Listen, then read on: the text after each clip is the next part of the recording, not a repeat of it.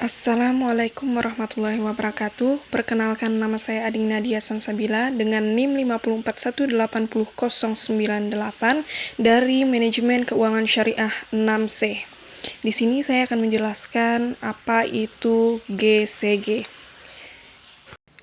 GCG adalah suatu peraturan yang dibuat oleh suatu perusahaan itu sendiri yang dijalankan oleh stakeholder dalam perusahaan yang bertujuan untuk menciptakan citra baik perusahaan di mata para investor dan masyarakat.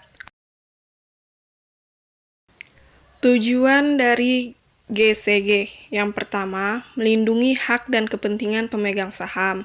Yang kedua, melindungi hak dan kepentingan para anggota the stakeholders non-pemegang saham. Yang ketiga, meningkatkan nilai perusahaan dan para pemegang saham. Yang keempat, meningkatkan efisiensi dan efektivitas kerja Dewan Pengurus atau Board of Director dan manajemen perusahaan. Yang kelima, meningkatkan mutu hubungan Board of Director dengan manajemen senior perusahaan.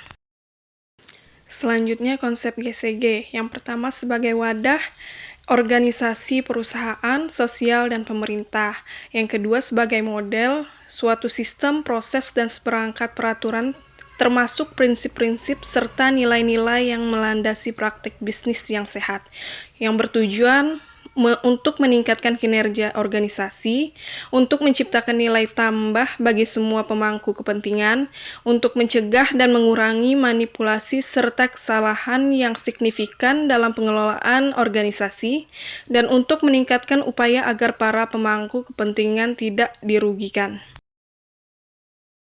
Selanjutnya, elemen GCG. Ada 6 elemen dalam GCG. Yang pertama, fokus kepada board. Yang kedua, hukum dan peraturan. Yang ketiga, pengelolaan sumber daya dengan kaidah E3P, yaitu efisien, efektif, ekonomis, dan produktif. Yang keempat, transparansi, accountability, responsibility, independensi, dan fairness atau tarif. Yang kelima, tujuan perusahaan. Dan yang keenam, pengendalian strategi. Akibat mengabaikan GCG, yang pertama, timbulnya ketidakpercayaan para pemegang saham. Yang kedua, semakin merosotnya ketidakpercayaan karyawan, terjadinya demotivasi kerja dan degradasi moral karyawan. Yang ketiga, meningkatnya ketidakpercayaan publik.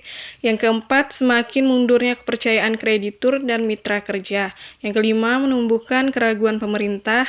Keenam, dijatuhkannya sebagai sanksi administratif, peringatan, dan bahkan delisting perusahaan yang sudah go public. Yang ketujuh, munculnya sanksi pidana. Yang kedelapan, munculnya gugatan perdata.